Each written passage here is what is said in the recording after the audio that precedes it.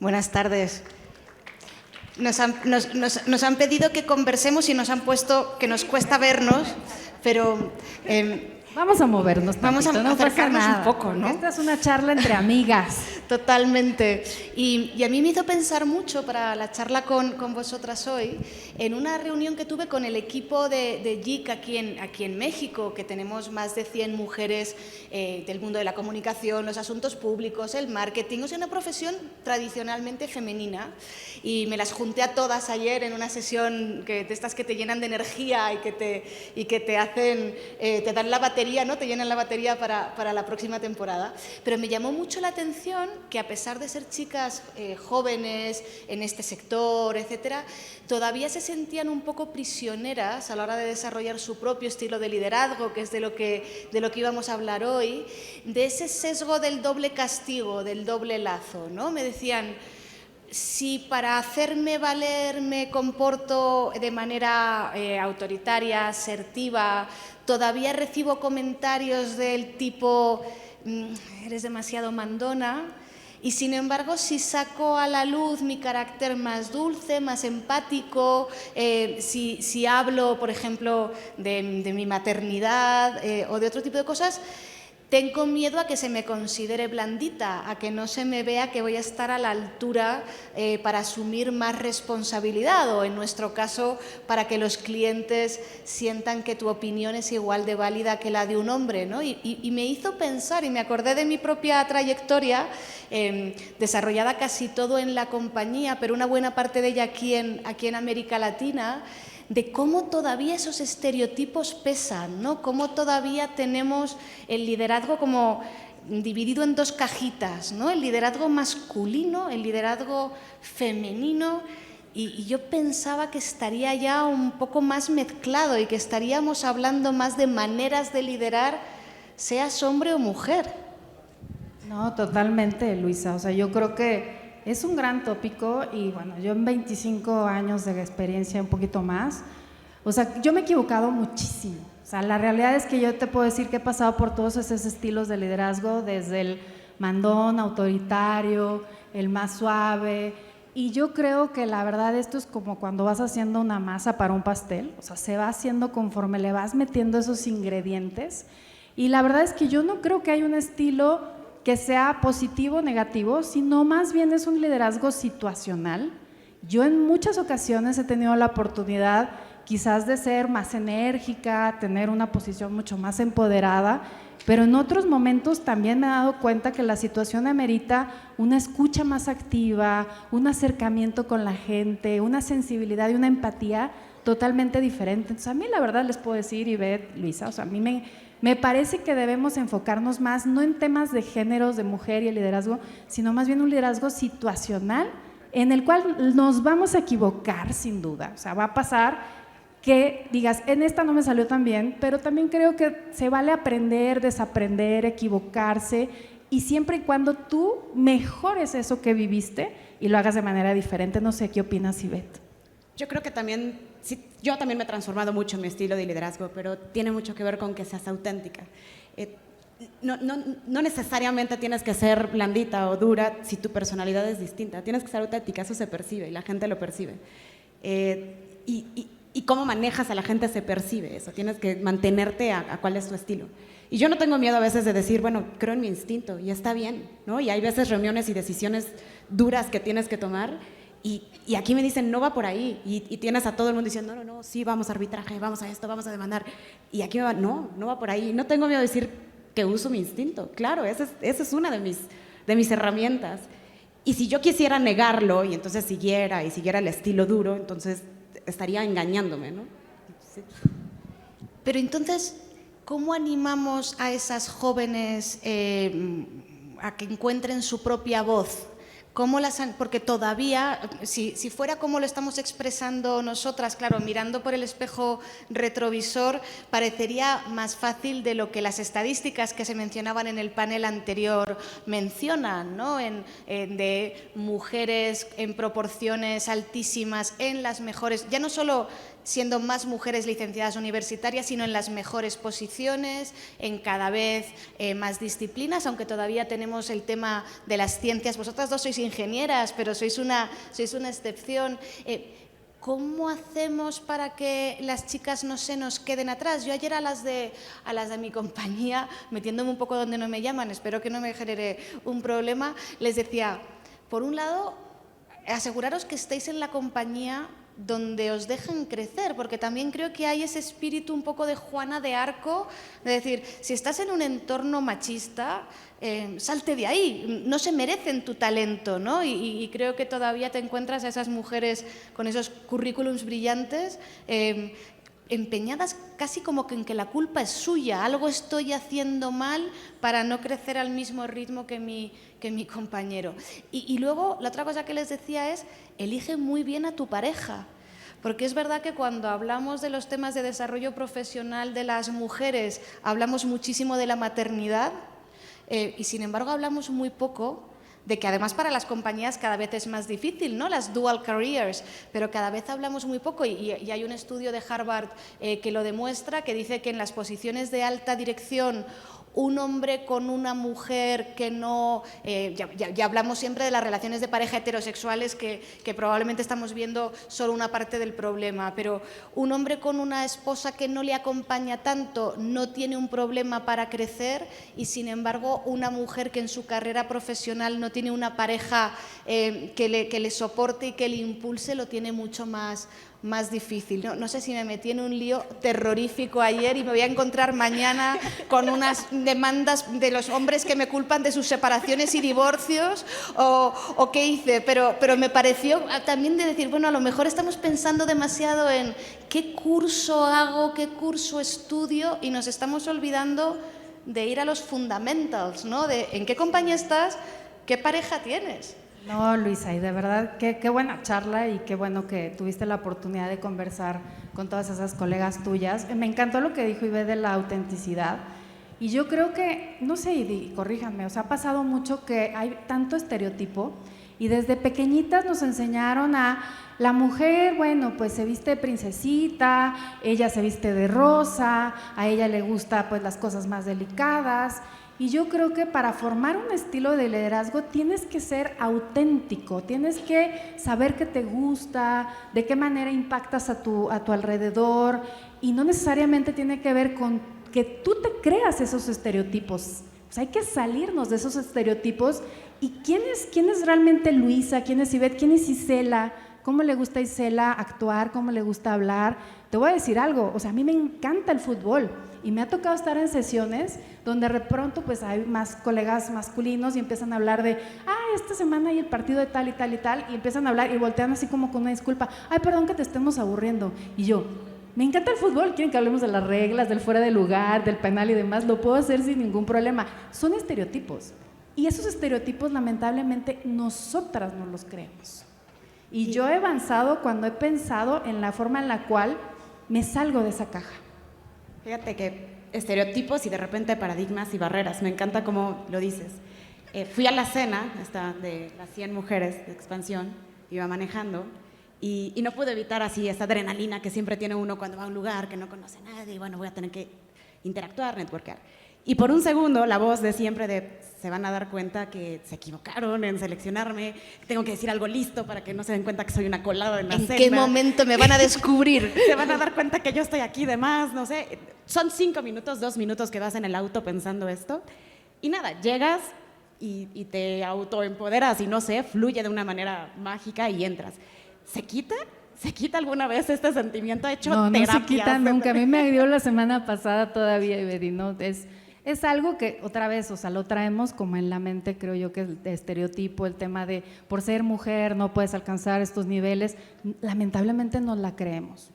Pero fíjate que tú hablabas de autenticidad y juntándolo con tu experiencia del otro día, no sé si hay veces que también eso es un refugio y una coraza. El yo soy así, también nosotras tenemos sesgos y creencias autolimitantes. Entonces, nosotros, por ejemplo, y Beth seguro que puede comentarnos mucho de su experiencia en este año, ¿no? Pero nosotros hemos estudiado mucho el impacto de la visibilidad en la igualdad.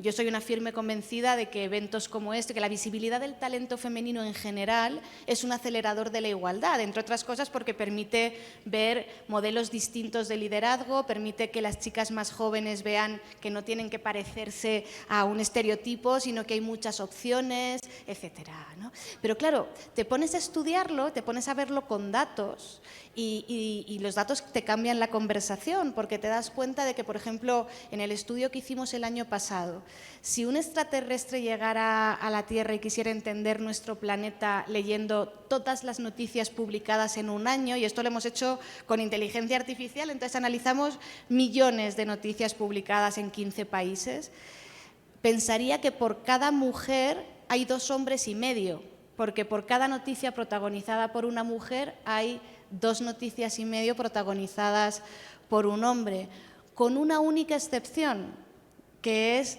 pensando en la estructura de un diario o de una revista tradicional en papel, que es la sección de sucesos.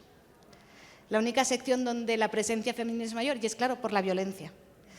Entonces, ¿somos auténticamente menos visibles, más tímidas? ¿O es que todavía somos prisioneras de esto del calladita estás más guapa y no destaques tanto, que be nice? ¿Y por qué no aprovechamos más todos estos espacios y este entorno también como herramienta de crecimiento profesional, de que nos lleguen muchísimas ofertas, muchísimas propuestas? Y Beth, tú que has tenido un subidón de visibilidad en el último año, ¿qué tal lo has vivido? ¿Tenías también así mariposillas en el estómago? Claro, y no te la crees, de nuevo, ¿no? Y no te la crees y estás, bueno, y no te cae el 20, no te cae la ficha hasta que empiezas a ver el alcance y que la gente te empieza a buscar y te empieza a escribir, y más aún, que puedes hacer cambios con eso. Entonces ahí te cae el 20 de que, wow, esto no solo es un gran poder, sino una gran responsabilidad. Porque ahora, ¿qué hago con esto? ¿Cómo genero impacto con esto? ¿Cómo ayudo a alguien con esto? ¿No? Yo ya fui visible, ¿cómo hago que otras sean visibles? No solo yo, hay muchas. Y esto de la visibilidad, estoy muy de acuerdo contigo, incluso en mi día a día, en mi equipo, cuando estás seleccionando que alguien, que el siguiente, un succession plan, etcétera, es muy común que los succession plans sean hombres, ¿no? Y toca ser visible y toca a mí y a mi people leader desafiar en el que, oye, ¿dónde está la mujer? No por cuota, sino por desafiar a que haya visibilidad.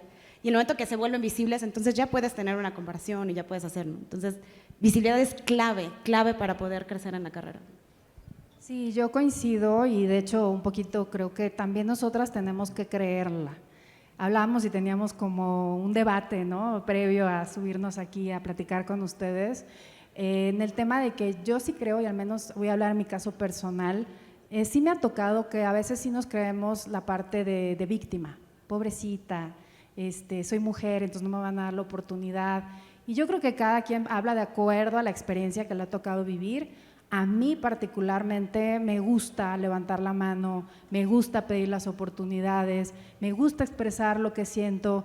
Incluso les platicaba, ¿no?, una reunión que tuve, hubo un comentario de discriminación de género, por así decirlo.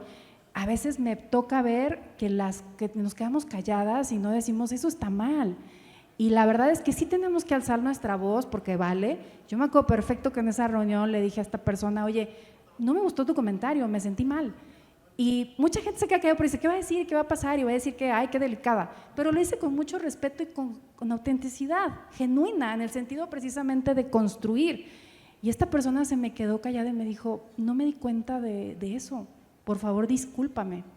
Y no solo eso, sino que en otra sesión con el equipo, porque lo hizo delante de muchas personas, ofreció una disculpa delante del grupo y dijo, hice este comentario, Isela no lo vio correcto y tiene razón y quiero ofrecer una disculpa. Entonces creo que tenemos que pasar del pensamiento más de víctimas a ser como más protagonistas y creerla, o sea, creer que somos capaces, que tenemos las competencias. Yo incluso me atrevo a decir, ya no es tanto de género, ya no es un tanto de género hombres y mujeres, yo creo sí de capacidades, y en la medida en que nosotros vayamos construyendo esas capacidades tenemos más posibilidades de éxito y crecimiento. Ay, yo lo que pasa que ahí te voy a decir que no estoy de acuerdo contigo. Debatamos, me parece perfecto. O sea, yo no creo en la posición victimista, coincido contigo, que creo que al contrario, que tenemos que animar a las jóvenes a desarrollar su asertividad y a sentirse cómodas, pero tampoco me creo la igualdad de oportunidades. Creo que no es real,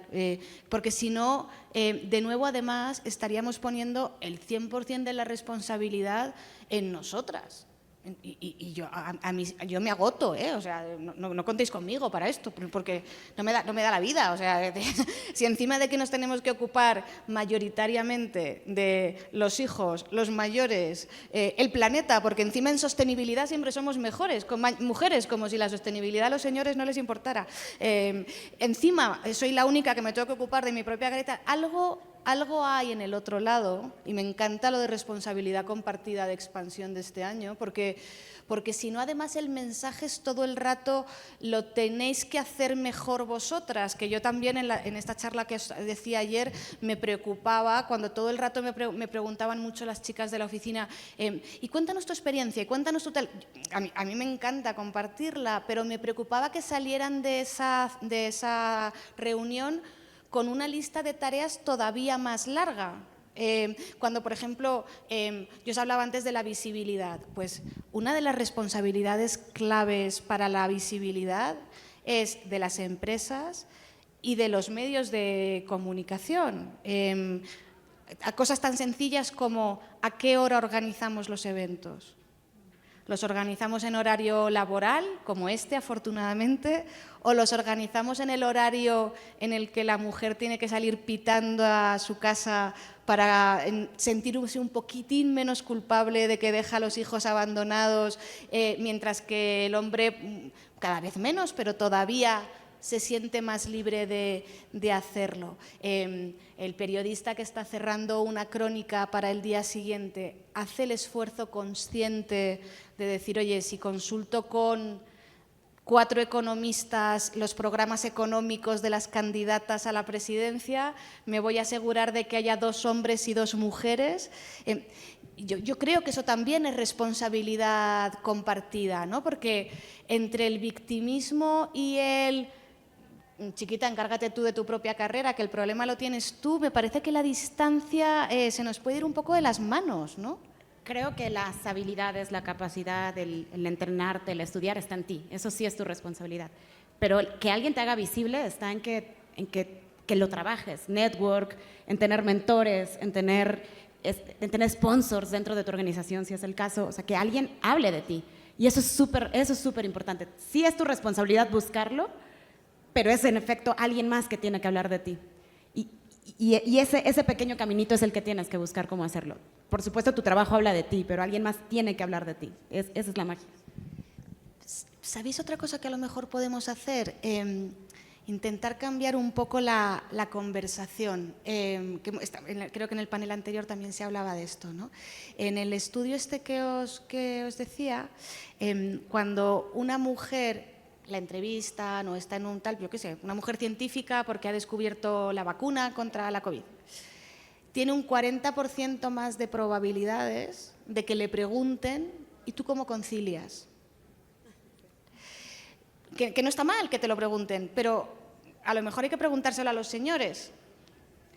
O cuando nosotras mismas en redes comentamos, yo qué sé, este panel, yo tengo alguna amiga en el auditorio, seguro que está a lo mejor en su Twitter o en su LinkedIn diciendo ¡qué felicidad estar viendo a Luisa en un panel! Evitar, por ejemplo, los comentarios sobre nuestra propia apariencia física, porque la tiranía de la imagen, también no me acuerdo del porcentaje, pero me parece que hay como un 50% más de probabilidades de que en un entorno profesional, no si eres top model como nosotras y te dedicas a esto, sino en un entorno profesional que hay muchas más probabilidades de que te digan, oye, Ivette hizo una participación interesantísima y además llevaba un mono verde divino. Y dices, hombre, eso a lo mejor nos limita, ¿no? En el siguiente evento, el decir, y encima que me pongo, y cómo voy estupendísima, o a la hora de liderar una junta directiva en una compañía, el que no te sientas tan condicionada de me estarán mirando si voy perfecta, ¿no? ¿Cómo hacemos para cambiar esa conversación? Sí, mira, y de hecho, sumando a la conversación, y quizás les ha tocado a ustedes, a mí sí, en eventos donde he tenido la oportunidad de estar, pues foros como estos donde hablas de tus estrategias y demás para mujeres, las preguntas son, ¿cómo es la calidad de vida, tu balance de vida y cómo haces para la familia? Pocas veces se pregunta también, ¿cómo haces para seguir aprendiendo cosas diferentes? ¿Cómo haces para...? Yo me consideraba, y todavía no soy experta en el tema de la inteligencia artificial, dije, ¿qué es eso? O sea, déjame empezar a empaparme. Por eso decía hace rato, Luisa, un poco no del victimismo, me refería más al tema de a veces buscamos cosas y nosotras nuestra misma diálogo es en relación al género, a la división y demás, cuando yo prefiero invertir mi pensamiento y mi energía en el crecimiento de Isela como persona.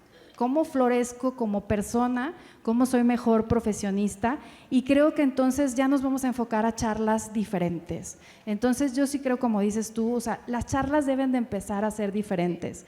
No estamos todavía en circunstancias, y estoy de acuerdo 100%, las empresas todavía tenemos mucho que hacer para ofrecer esas plataformas que permitan que nos podamos mover igual, no importa el género, pero sí también nosotras tenemos que empezar a pensar en cómo crecemos como personas, como individuos, no necesariamente como mujeres, ¿no? O sea, a mí me parece que eso es muy valioso para hacer algo bien holístico, ¿no? Ibe, ¿tú le estás dedicando tiempo a eso? ¿Cómo vas con la inteligencia artificial? No tanto, siendo sincera. Un poco lo tenemos en la empresa un poco prohibido, ¿vale? Porque estamos tratando de identificar por confidencialidad, como si somos tecnólogos al final. Entonces, de verdad que no lo he jugado demasiado. Me encantaría mi vida personal, me ayudaría muchísimo a mi propio caos, ¿no? Mi agenda es un caos. Y en todo ese caos, en mi control, estaría genial tener inteligencia artificial en mi agenda. No lo tengo, debería. En nosotros que estamos ahí intentando avanzar y aplicarlo, lo que hemos hecho con inteligencia artificial este año ha sido analizar toda la conversación social y las noticias sobre violencia de género. Y os voy a dejar ahí un par de titulares que a mí me pusieron, me espeluznaron.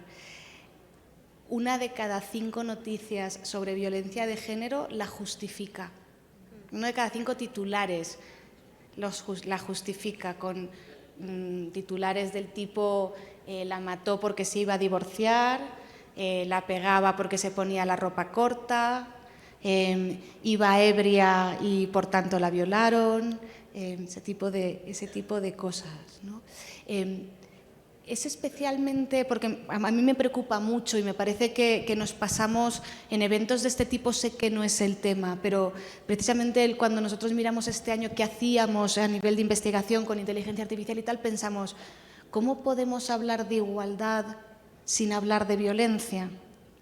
¿Es pensáis, que un tema todavía en México, la justificación, algo en lo que podríamos también sumar? ¿O hay algún otro condicionante que hace que sea una situación tan grave en México? A mí me desespera.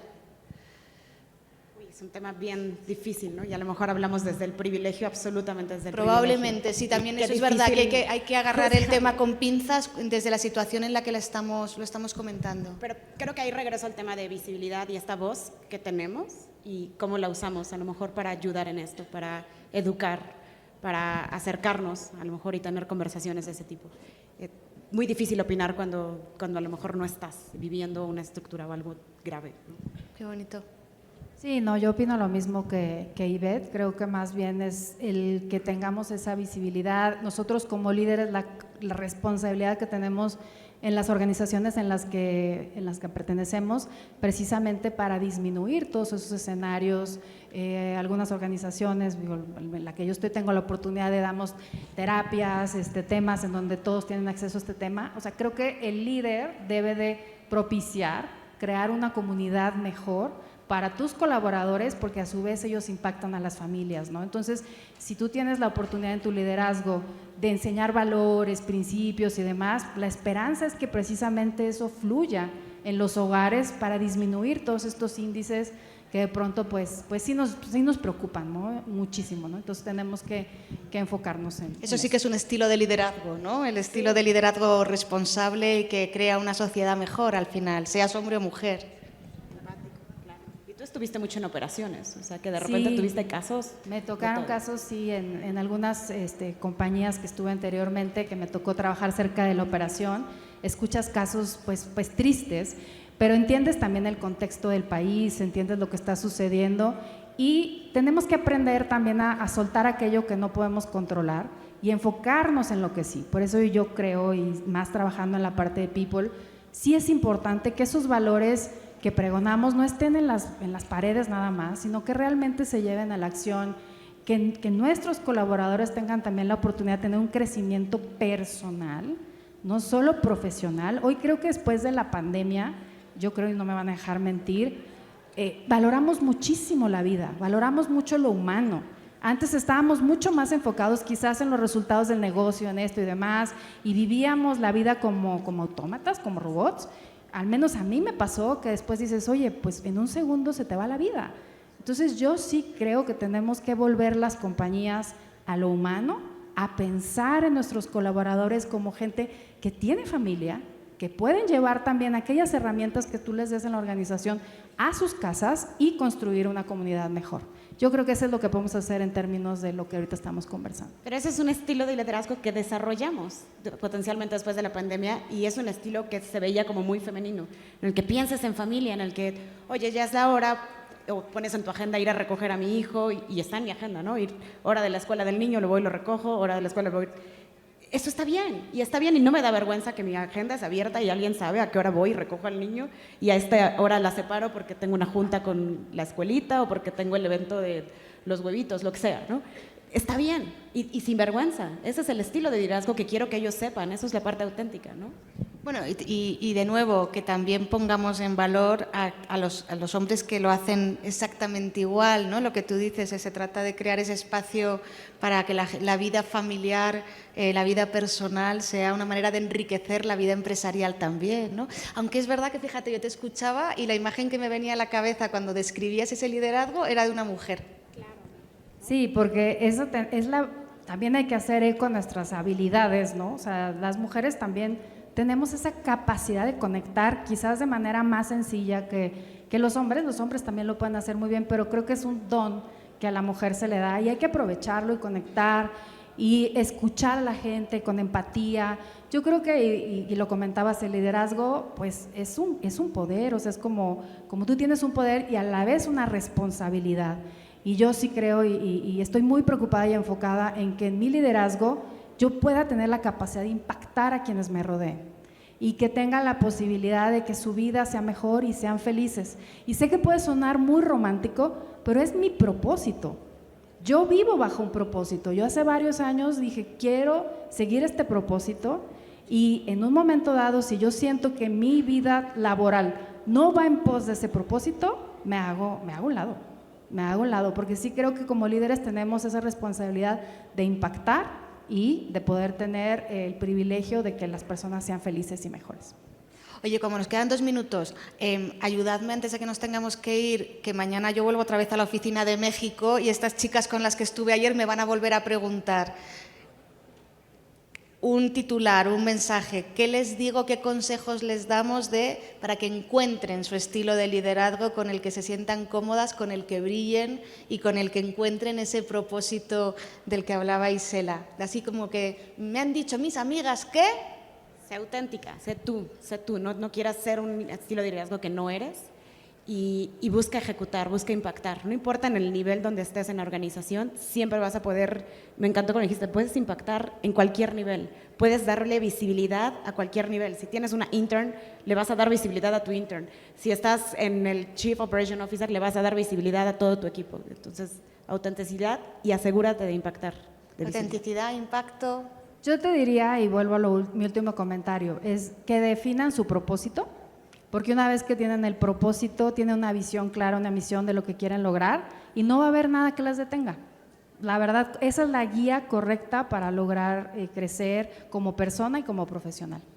Muy bien. Bueno, pues yo les sumo que participen en eventos como estos. No, tú dinos también, ¿qué opinas? ¿Qué les vas a decir? Yo les insistí muchísimo ayer y les sigo insistiendo que sean muy visibles. Que le dediquen menos tiempo a tener el Excel perfecto con los coloritos perfectos en las casillas y que le dediquen más tiempo a venir a eventos como estos, a hacer network, a contarle a su jefe que el Excel les ha quedado perfecto, que seguro que el jefe ni se da cuenta de que los colorines no están perfectos, pero que no nos estemos tan enfocadas en la perfección y la autorresponsabilidad y nos pongamos más en el mercado y hagamos más ejercicio, porque eso... De nuevo, juntado a lo que tú decías, y Beth también lo decía, del impacto, de esa manera no solo promueves tu carrera profesional, sino es que además le sumas a la compañía en la que estás. A mí me encanta que la gente me diga, en Llorente y Cuenca tenéis el mejor equipo. Claro, porque lo conocen, porque lo ven, porque están visibles, entonces suma en todas las direcciones. Y para las chicas más jóvenes es que no nos damos cuenta del impacto que tiene cuando nos ven con experiencias distintas, con visiones distintas, porque no tenemos que estar de acuerdo en todo, ¿no? Pero con naturalidad, con alegría, disfrutando de nuestras carreras, ¿no? Creo que es fundamental. Así que yo les diré que sigan trabajando en su visibilidad. Nos hemos quedado sin tiempo. Yo me quedaba media hora más, pero no nos van a dejar. No nos dejan. Muchas gracias.